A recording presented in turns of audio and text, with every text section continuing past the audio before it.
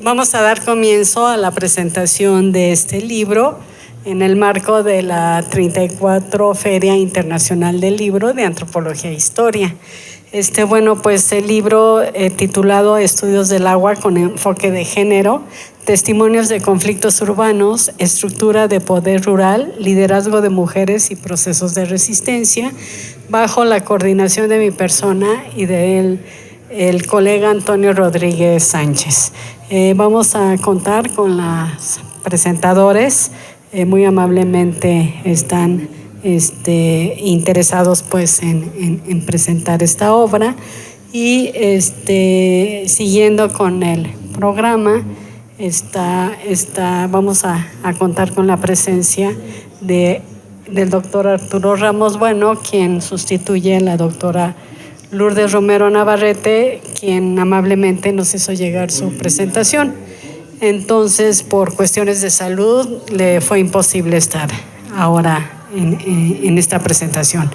El doctor Arturo Ramos Bueno, le voy a dar la palabra primero. También contamos con el otro presentador, el doctor Antonio Padilla Arroyo. Bueno, entonces Arturo Ramos Bueno, pues una breve semblanza del doctor. Es licenciado en Ciencias Ambientales, maestro y doctor en Geografía por la Universidad Nacional Autónoma de México. En 2013 se desempeñó como becario en el Instituto de Ingeniería de la UNAM dentro del programa de manejo, uso, reuso del agua. Durante el año 2015 desarrolló una estancia de investigación en el Departamento de Geografía en la Universidad Estatal de Portland. En 2019 participó en la comitiva de la UNAM que asistió a la conferencia anual de estudiantes de Arizona sobre ciencia, tecnología y políticas de energía renovable en el Nexo Energía Agua, organizada por la Universidad de Arizona. Actualmente se encuentra desarrollando una estancia postdoctoral en el Instituto de Investigaciones Dr. José María Luis Mora, además de colaborar como docente en el posgrado de Ciencias de la Sostenibilidad de la UNAM. Entonces, no me resta más que darle la palabra al doctor Arturo Ramos. Como les decía, él va a leer la presentación que amablemente la doctora Lourdes Romero Navarrete nos hizo llegar. La doctora Romero Navarrete es profesora investigadora en el CIESAS DF, ¿no? Y una gran amiga. Y bueno, pues le doy la palabra al doctor Arturo Ramos. Muchísimas gracias. Es un gusto estar compartiendo el foro aquí con mis dos colegas. Y bueno, en mi caso yo también me intereso mucho por los temas del agua, nada más que yo he tomado una visión de tipo cuantitativa, de analizar números, sobre todo que tienen que ver con el consumo del agua. Y bueno, sin más preámbulo, voy a leer los comentarios de la doctora Lourdes Romero Navarrete, que dicen lo siguiente. En primer lugar, quiero agradecer a los coordinadores la invitación a presentar este libro, resultado de las investigaciones que se desarrollan en el seminario Estudios Teóricos y Empíricos sobre el Agua, Territorio y Sociedad en la Historia, que dirigen en el Instituto Mora. Un segundo reconocimiento también va dirigido a ellos por el título que han dado al libro, pues al referirse al enfoque de género y no a estudios feministas, por ejemplo, dejan en claro que el abordaje va más allá de una distinción meramente biológica entre lo femenino y lo masculino.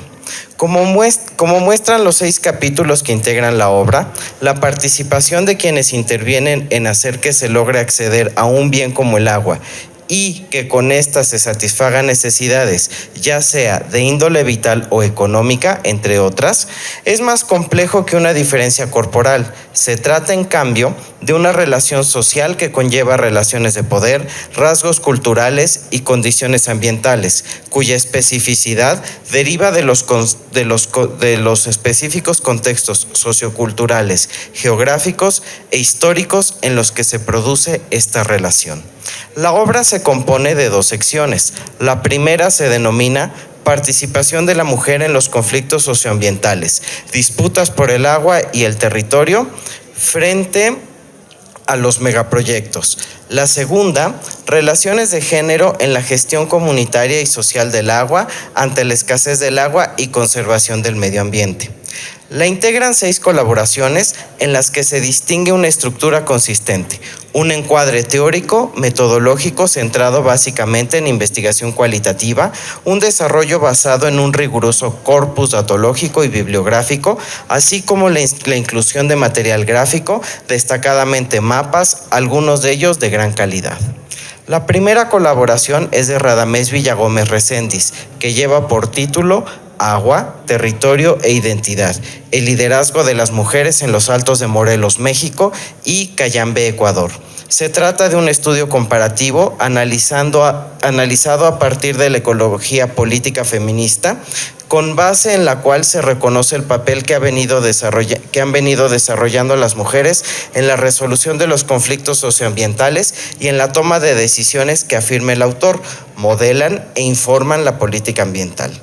El estudio compara los rasgos geográficos, culturales e históricos de los pueblos mexicanos de Ocuituco y Hueyapan en Morelos y de Pecillo en Cayambe, Ecuador, para determinar que los dos presentan una historia de liderazgos femeninos en la defensa de sus fuentes de agua, que en ambos casos provienen de escurrimientos de conformaciones serranas y glaciares. En los dos lugares existe una historia reciente y de largo plazo en la lucha contra los megaproyectos energéticos, urbanísticos y de infraestructura hidráulica, donde los liderazgos femeninos e indígenas han sido determinantes para contener el avallazamiento de agentes privados y autoridades del Estado sobre sus recursos hídricos. En uno y otro caso destaca el factor organizativo de carácter reivindicatorio indígena y el reto que tienen para que su organización sea reconocida por la institucionalidad oficial. De igual manera, analiza los desafíos que enfrentan las mujeres ante prácticas de índole machista y patriarcal. Advierte, sin embargo, que si bien estas prácticas pueden considerarse rasgos estructurales, lo que las fortalece en el desenvolvimiento de las luchas es la unión del grupo. Así, el autor anota que para la líder Lilia González, activista en distintas agrupaciones campesinas e indígenas, como el Frente de Lucha de los Pueblos en Defensa de la Tierra y sus Recursos y la Asamblea Permanente de los Pueblos de Morelos, y también dirigente de la resistencia contra los megaproyectos en Hueyapan, la organización no necesariamente se diferencia en atención al género. Incluso la líder, Abrecita, prefiere por mucho trabajar con hombres, pues más allá de las diferencias son más confiables y su apoyo resulta más consistente y constante. Cierra cita. Asimismo, en ambos lugares existe un claro proceso de visibilización de las mujeres en la defensa de sus territorios, que para Graciela Alba, líder del movimiento Cayambe en Ecuador, ha consistido en buscar que la cosmovisión del pueblo de Pecillo esté plasmada en el plan de ordenamiento territorial y que el papel de las mujeres quede plenamente asegurado en la memoria histórica del pueblo. El capítulo concluye que, si bien el punto de partida de las mujeres líderes puede tener una historia distinta en términos personales, converge en el propósito concreto de salvaguardar la cultura, el agua y el territorio. El segundo capítulo es de la autoría de Marían Solano Álvarez, titulado El ecofeminismo en los conflictos mineros por el agua y el territorio. Una aproximación desde el proceso de resistencia del Valle de Famatina, Argentina. En él examina la resistencia a la exposición de la minería a gran escala que amenaza una extensión al noroeste del país, equivalente al 3.2% del total del territorio nacional. Como se advierte en el título, se apoya en el enfoque ecofeminista para analizar el extractivismo minero como, cito, se abre cita, una de las máximas expresiones de la matriz patriarcal de relacionamiento con la naturaleza. Se cierra cita. Aclara que su enfoque no legitima el patriarcado, naturalizando el papel de la mujer como portadora de valores ecológicos asociados a la fertilidad y a la maternidad. Es decir, que en su referente ecofeminista no se concreta en los postulados cercanos al biologicismo o a posturas esencialistas o místicas ligadas a la maternidad. En cambio, observa las interacciones entre las mujeres y la naturaleza como parte de una visión sexual y social del trabajo, en la que las mujeres adquieren una relación específica con la naturaleza por su alta responsabilidad en la satisfacción de necesidades básicas de la familia, como lo son alimentación, la higiene y la salud. De este papel prioritario es la participación de las mujeres, que ha escalado hacia los movimientos contra las mineras que explotan las fuentes de agua subterránea, degradando el ambiente con derrames contaminantes, representando una amenaza constante a la población, a la vez que impacta negativamente la disponibilidad del vital líquido.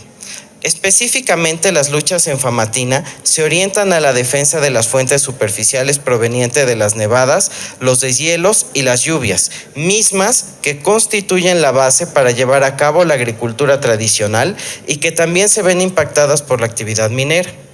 Desde 2006, la lucha de las mujeres en defensa de sus recursos ha impedido la expansión de 5 mineras, de las cuales 3 son transnacionales, aunque el conflicto permanece latente. La autora identifica en la organización de la población y en la asamblea como estrategias de acción de las mujeres de Famatina las razones de estos logros. La lucha es compleja porque no solo se enfrentan a las mineras, sino a sectores de mujeres que actúan como promotoras de las empresas mineras, a sindicatos, iglesias, asociaciones de productores y al gobierno provincial. Resalta que, aunque el papel de las mujeres fue secundario en ciertas etapas de la movilización, la horizontalidad en las decisiones de la organización, como la que distingue a la asamblea, le ha dado a su movimiento la solidez necesaria para constituirse en las actoras principales en la defensa del territorio. En sus consideraciones finales afirma que justamente las asambleas se constituyeron en sujetos políticos y que fue la praxis ecofeminista de las mujeres la que les ha permitido ahora ser un contrapeso al organismo de carácter público, denominado Servicios de Gestión Ambiental, que la autora asocia a otra forma de dominación contra la que las mujeres han extendido su lucha. El tercer capítulo con la que termina la sección es de la autoría de María Concepción Martínez y Antonio Rodríguez, aquí presentes con nosotros, quienes a través del capítulo La participación de las mujeres en los conflictos por el agua en la Ciudad de México, el caso de Pedregal de Santo Domingo, Coyoacán, analizan el papel de las mujeres en un conflicto de largo aliento en esta zona del suroriente de la capital.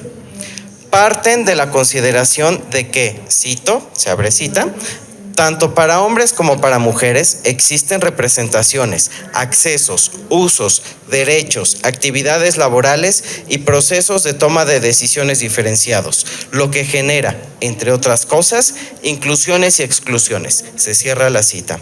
De manera que la desigualdad, las diferencias y la conflictividad son consubstanciales a la construcción colectiva de la ciudad.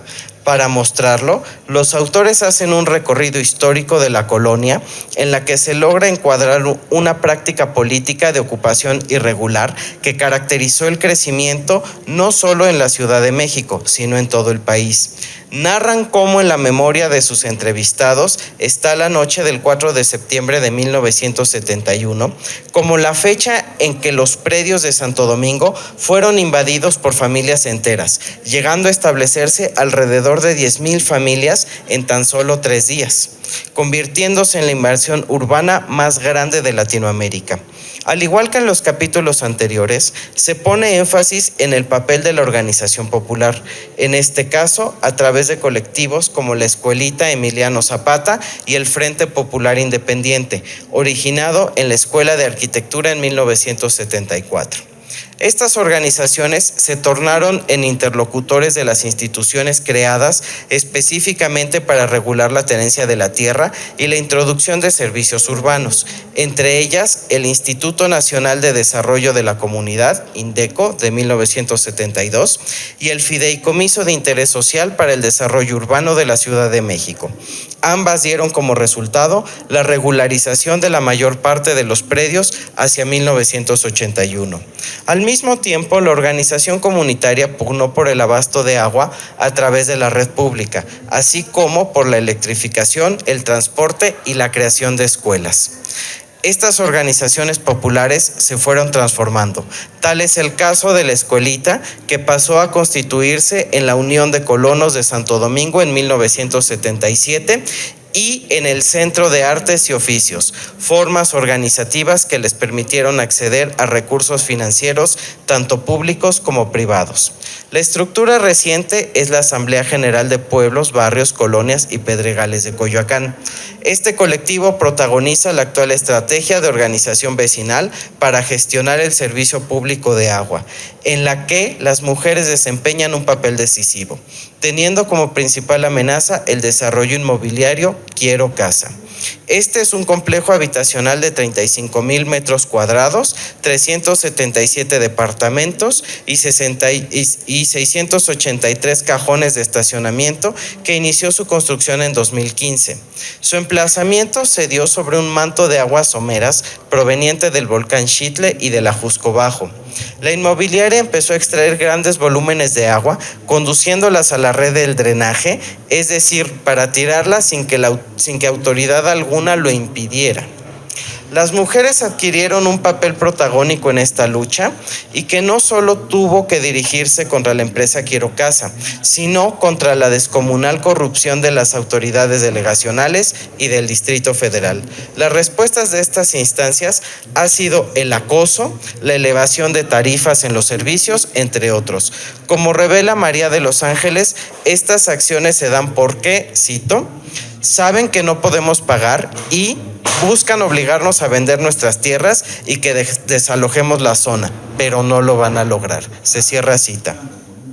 Los autores concluyen que los testimonios recogidos muestran que los roles de participación no se definen por género, más bien por mutuo acuerdo. Cito, dependiendo del tiempo disponible de cada quien, se cierra cita.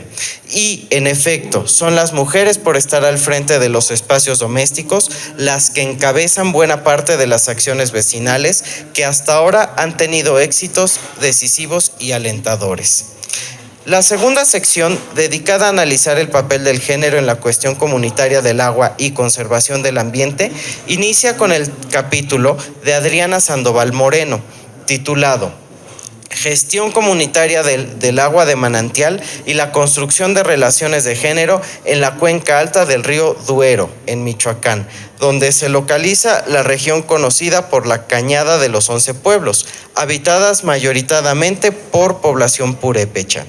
La autora muestra que la gestión del agua ha experimentado una transformación notoria tras la integración de las mujeres en los espacios de decisión comunitaria. Inicia describiendo los rasgos culturales que han distinguido al manejo del agua para los pobladores, que resume en 1. Las comunidades no atribuyen al agua un significado asociado a una lógica económica, sino a valores socioculturales. 2. El agua es considerada como un bien común y consiguientemente acceder a ella es libre y gratuito. 3. La degradación de la calidad del líquido afecta las actividades cotidianas de los pobladores. Y 4. Las mujeres tienen mayor motivación para conservar y administrar los recursos naturales, en virtud de que son las directamente responsables de dar la atención de cubrir las necesidades de agua en el ámbito familiar. Bajo el enfoque de la ecología política feminista, la autora coloca el foco del análisis en las relaciones de poder entre hombres y mujeres y en la identificación de la diversidad de intereses que se establecen en relación con el ambiente desde una perspectiva histórica y política, en el marco institucional, regional, nacional e internacional. En el caso del río Duero, la autora enfatiza que Si bien las mujeres son las mayores responsables del abasto de agua a los hogares, los hombres han gestionado la construcción de obras de infraestructura hidráulica.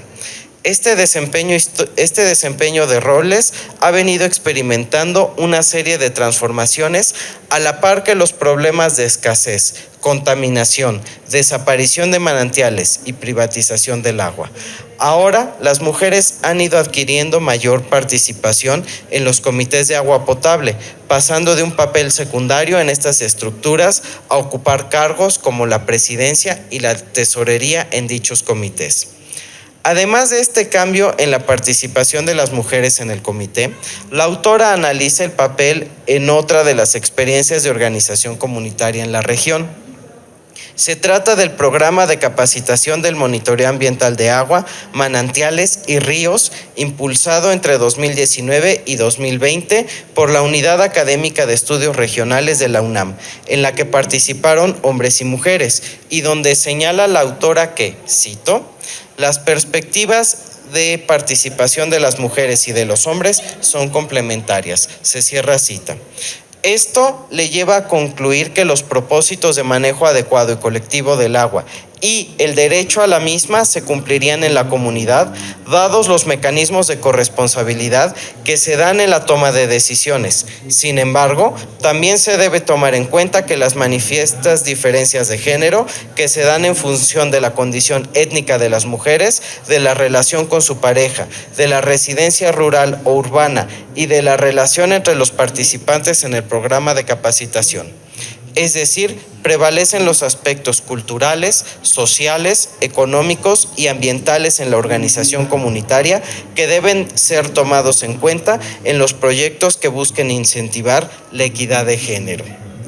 En el penúltimo capítulo, escrito por Jennifer Hernández, titulado La administración de la escasez del agua y la construcción de las prácticas de reuso bajo una perspectiva de género, el caso de las ladrilleras de refugio en León, Guanajuato, la autora distingue los roles de género de acuerdo a los usos que se dan al agua y las diferencias en cuanto a la gestión comunitaria en el ámbito rural y en la gestión institucionalizada en las zonas urbanas. En el caso de las ladrilleras del refugio, se sitúa entre ambos, pues es una localidad periurbana en la ciudad de León, oficialmente considerada como población rural, a pesar de que no tiene ninguna actividad agrícola ni pecuaria. Los 1,642 habitantes de esta localidad han estado experimentando un creciente desabasto de agua por el crecimiento demográfico, industrial y turístico de la ciudad de León. Asimismo, cada vez menos acceso a los materiales terrosos empleados en la fabricación de tabiques. Ante la escasez de agua, esta tiene que ser comparada, lo que ha implicado una merma palpable de la población que labora en las ladrilleras, principalmente la mano de obra femenina, que ahora busca un trabajo remunerado en la ciudad. Estos cambios han impactado seriamente las prácticas tradicionales de manejo de agua. Históricamente, el agua proveniente de 2 pozos ha estado manejada por un comité o junta de agua cuyos miembros son elegidos en asamblea. Estos comités son los encargados de administrar y operar el sistema de agua y el mantenimiento de la infraestructura hidráulica. La organización se mantiene con cuotas que cobran por hogar o familia. Las erogaciones más importantes están destinadas al pago de energía eléctrica y para clorar el agua. Sin embargo, el manejo comunitario ha enfrentado presiones internas y externas. Por un lado, en 2015, el abatimiento del pozo destinado al uso doméstico colocó a la comunidad ante la necesidad de abastecerse a través de la compra de agua en pipas y de agua embotellada para consumo de las personas. Por otro lado, el pozo que abastecía a las ladrilleras fue cancelado por la Conagua, alegando problemas administrativos en el título de concesión. A estas presiones externas se sumaron los malos manejos de los miembros del comité respecto a las cuotas, lo que dio lugar a que el manejo del agua pasara a manos del organismo operador del municipio de León, que no fue garantía de abasto, por lo que la compra del agua en pipas se convirtió en un gasto permanente para las familias. Fue en esta coyuntura de escasez que los saberes femeninos mostraron su crucial capacidad para resolver el abasto en el día a día. En concreto, a través del recurso y estrategias de recolección de agua de lluvia que se incorporaron en las prácticas cotidianas. Así, el agua resultante del uso doméstico pasó a ser reusada para la elaboración de las ladrilleras. Estas nuevas prácticas se constituyeron en un cambio cultural en el que el cuidado y el reuso del vital líquido pasaron a formar parte del repertorio de las acciones relacionadas con el agua por parte de la comunidad. La autora concluye que este cambio permitió a las mujeres dejar de estar constreñidas a horarios físicos en los que la administración del comité distribuía el agua, con lo que pudieron reorganizar las labores domésticas y productivas, bajo un modelo distinto de gestionar y acceder al agua. El resultado es que se ha favorecido el cuidado y mejor uso del agua. El último capítulo se debe a Gaia Troncoso, titulado La organización ejidal, bastión de la dominación masculina en el manejo y administración del agua para riego. El lugar de estudio es el ejido Cliserio Alanís, en el municipio de Jiutepec, Morelos, México. El enfoque es la antropología política de Richard Adams. Parte de la hipótesis de que la estructura organizativa del ejido se ejerce un poder diferenciado, cito, de acuerdo con la asignación del atributo de masculinidad, de modo que reproduce el sistema de dominación masculina. Cierra cita. Este poder no cuestiona este dominio, por el contrario, cito, ratifica el androcentrismo del acceso al control de los recursos y del territorio, y por tanto al ejercicio del poder. Cierra cita. El androcentrismo procede de la propia organización del ejido impuesto por el régimen político mexicano, que la autora concluye, cito, es la base del patriarcado público representado en el imaginario de los individuos con la figura quimérica del Estado. Se cierra cita. Y porque la organización ejidal, cito, obedece a criterios dicotómicos como masculino, femenino, público, privado, actividades productivas, actividades domésticas. Cierra cita. En suma, de la lectura del libro destacan rasgos que comparten las mujeres en la lucha por el agua y por su gestión, como las lógicas de organización comunitaria, no necesariamente conformativas, sino complementarias. El papel del Estado como un grupo de presión sobre la comunidad y que los componentes culturales que definen el papel de género en el ámbito familiar y local son determinantes en la relación femenino-masculino que se construye respecto al agua. Con esto concluye la participación de la doctora Lourdes Navarrete. Sí, gracias. Gracias, Arturo.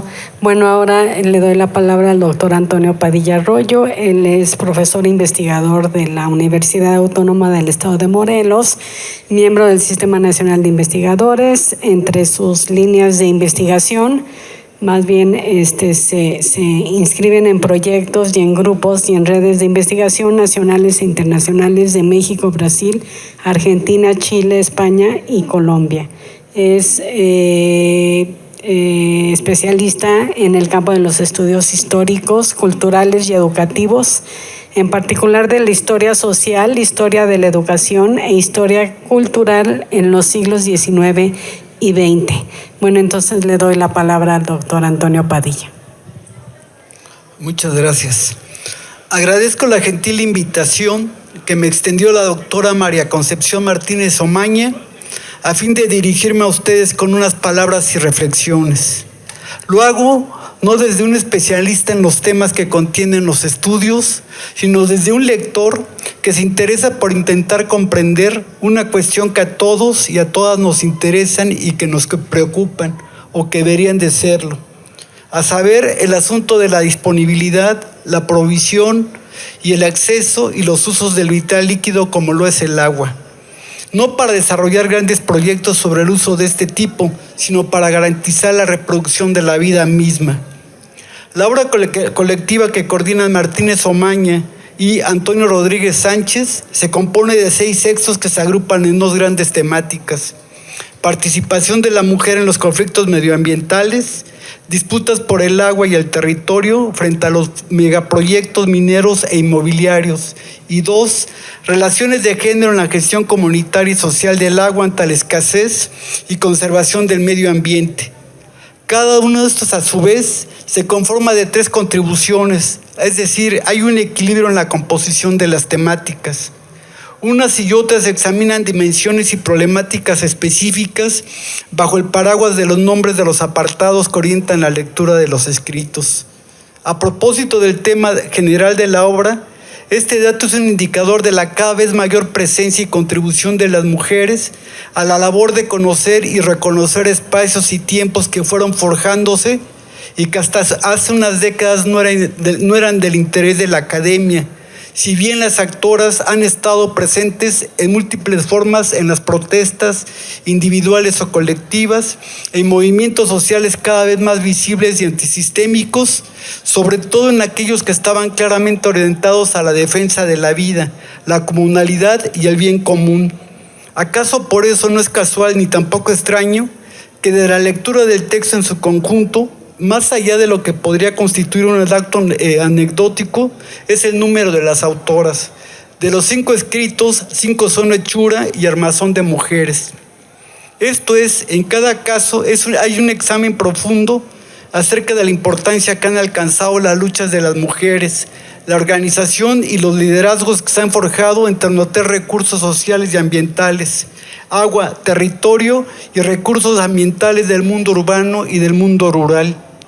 Estos 3 elementos entrelazados conforman el marco, el escenario en que las mujeres crean y recrean las condiciones y las situaciones en las que ellas se empoderan y que implica el reconocimiento tanto de la condición orgánica o biológica, el sexo, como su estado de desigualdad social, económica, política, así como de la opresión, la discriminación y exclusión como un producto de una sociedad que hunde sus raíces en el dominio patriarcal. Los 6 capítulos dan cuenta de los procesos mediante los cuales las mujeres van transformando o redefiniendo los roles tradicionales que al redefinirlos se convierten no solo en testigos, sino en protagonistas de su propia y específica historia individual y colectiva desde la perspectiva de género, esto es, de agentas en tanto categoría sociocultural. Para comprender las relaciones entre las y los actores, las interacciones que establecen con otros grupos sociales, la fundación de organizaciones de mujeres y de instituciones intragéneros, intergéneros o etarios que se aglutinan alrededor de las causas sociales y ambientales, todas relacionadas con la lucha por el agua en particular y el disfrute de los recursos materiales simbólicos en general. Los 6 capítulos que integran el volumen comparten una perspectiva conceptual y metodológica que orienta la recolección de información empírica y del análisis y del tratamiento de los datos. Tal vez uno de los mayores aciertos de las contribuciones son la posibilidad de escuchar las múltiples voces individuales y colectivas en el que radica el amplio corpus teórico conceptual y metodológico, y en especial las estrategias metodológicas y la amplia y exhaustiva gama de fuentes documentales a las que las y los autores recurren para sostener las ideas, los argumentos al que recurren para fundamentar sus inferencias, así como sugerir conclusiones generales que derivan de la totalidad de los estudios en comento. La elección colectiva dota de coherencia no solo a la línea temática, las posturas conceptuales, las teorías de las perspectivas de género, sus aportaciones críticas que muestran su originalidad y su utilidad para comprender y explicar las luchas por los recursos ambientales, desde luego el agua como eje problemático que se sintetizan en este libro, los problemas y los objetos de estudio, con sus especificidades y cuya base es la perspectiva, los métodos y las técnicas cualitativas, sin dejar de incorporar información cuantitativa y las representaciones gráficas, como se destaca en la importancia de identificar, indagar y profundizar en las subjetividades de las participantes y en sus formas de representación política, social y cultural. Ahora bien, la obra colectiva, entre otras cualidades, es comparar e ilustrar diversas experiencias de organización y de emergencia de los liderazgos femeninos, de las memorias y las voces de las mujeres. En particular, aquí me quiero referir a 2 estudios: el realizado por María Concepción y Antonio Rodríguez, la participación de las mujeres en los conflictos por el agua en la Ciudad de México, el caso del Pedregal de Santo Domingo de Coyoacán. Esto lo hago por el uso de la historia oral con el propósito de reconstruir y recrear las experiencias de las mujeres de varias generaciones y contextos compartidos, es decir, la memoria social acompañada de fuentes complementarias, entre ellas mapas, fotografías y notas periodísticas que posibilitan triangular diversos acervos documentales, contrastar diferentes miradas y aproximaciones acerca del significado y el sentido que las y los protagonistas despliegan y configuran como acciones colectivas, protestas, organizaciones comunitarias y vecinales en un arco temporal amplio y en un territorio delimitado geográfica y socialmente. De esta manera, se posibilita comprender la lucha en contra de los megaproyectos inmobiliarios en función de que los agentes que los diseñan y promueven no solo modifican el espacio urbano, desde la cultura material hasta la cultura visual, y que constituyen los bienes comunes como museos, habitaciones, viviendas, jardines, parques, calles, barrios, escuelas, pueblos, colonias, así como cuerpos de agua, ríos, canales, ojos de agua, manantiales, pozos, con los que se transforma sustancialmente la traza urbana, sino también porque implican la expropiación, la apropiación e incluso la apropiación de lugares materiales y de los no lugares simbólicos que se transfiguran y en el extremo expulsan y desaparecen los paisajes, tanto los territorios humanos como físicos. El trabajo de Martínez Omaña y de Rodríguez Sánchez brindan una lectura múltiple y diversa acerca de la trascendencia de la participación y el impulso de las mujeres que desde el ámbito doméstico amplían el valor del quehacer de lo femenino en esferas en las que intervenían comúnmente hombres de manera fundamental. También es importante mencionar que la participación de las mujeres en el caso del Pedregal Santo Domingo no es solo por su condición de mujeres, sino de responsables de la economía y de la reproducción familiar y que involucra no solamente a ellas, sino a sus hijos e hijas, tareas que asumen para garantizar el acceso al agua. Ante la falta de abasto regular, las mujeres realizan labores que en otras condiciones tendrían que ser remuneradas, como sucede con los hombres que fijan cuotas para adquirir y trasladar el recurso hídrico a los sitios de consumo familiar y colectivo. Esto representa una doble jornada o tal vez más una jornada que no es reconocida social ni culturalmente al considerar que son naturales y propias de sus condiciones, tales como los quehaceres domésticos. De ahí la importancia de que las mujeres han reivindicado esta función material y cultural. El segundo texto tiene como autora a Gaya Alejandra Troncoso Redondo con el título La organización ejidal bastión de la dominación masculina en el manejo y administración del agua para el riego. Este trabajo puede ser visto como la otra cara del tipo de participación de las mujeres y sus reivindicaciones, de los obstáculos y las dificultades que enfrentan las mujeres para que les sean reconocidos sus derechos en calidad de ejidatarias. De acuerdo con Troncoso Redondo, un ejemplo que ilustra las desigualdades y la discriminación de las mujeres para que sus derechos sean reconocidos son las estrategias que utilizan para su organización y movilización. Para la autora, lo que explica la negación de sus derechos y ser depositarias del agua radica en un punto neurálgico de las sociedades contemporáneas, el dominio masculino y patriarcal al que han sido sometidas.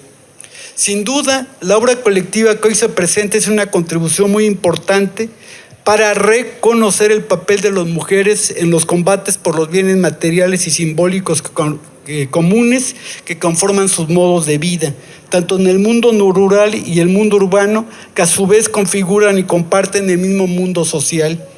Los textos aquí reunidos son ejemplos de los liderazgos femeninos que no están únicamente forjados por las condiciones y situaciones externas, sino por una nueva construcción de las subjetividades, de las relaciones intergéneros e intragéneros en relación con las memorias individuales y colectivas que se inculcan y se heredan en los intercambios generacionales.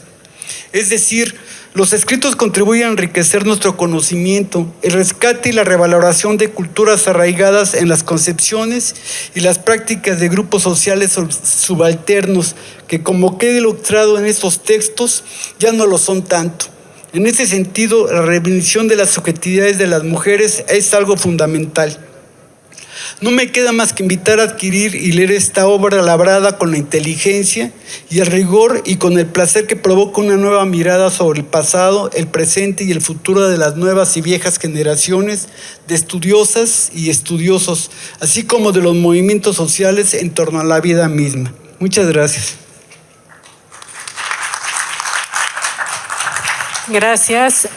Bueno, pues a mí no me resta más que, bueno, brevemente, pues sí explicarles cuál es el contexto bajo el cual se creamos este libro colectivo. Realmente sí quiero agradecer a los colaboradores, a los coautores de los 5 capítulos.